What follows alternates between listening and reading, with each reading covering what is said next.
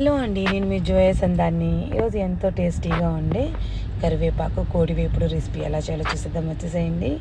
ముందుగా ధనియాలు, జీలకర్ర, మిరియాలు, ఎండుమిర్చి, చిన్నులపాయలు, చెక్క, లవంగం, ఇలాచి వీటిలన్నిటిని మంచిగా డ్రై రోస్ట్ చేసేసుకునేసి పౌడర్ కొట్టి పక్కన ఉంచేసుకోవాలండి. అదేవిధంగా ఒక ప్యాన్లో ఆయిల్ యాడ్ చేసేసుకునేసి ఆనియన్ యాడ్ చేసుకొని కొద్దిగా ఫ్రై అయిన తర్వాత జింజర్ గార్లిక్ పేస్ట్ యాడ్ చేసుకోవాలి.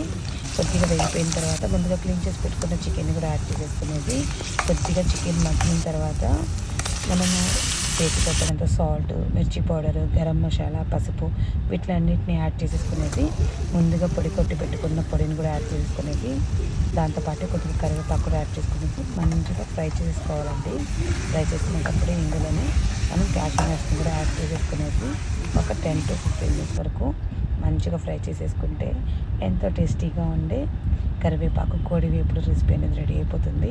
ఈ రెసిపీ అనేది తప్పకుండా ట్రై చేయండి. చాలా అంటే చాలా టేస్టీగా ఉంటుంది.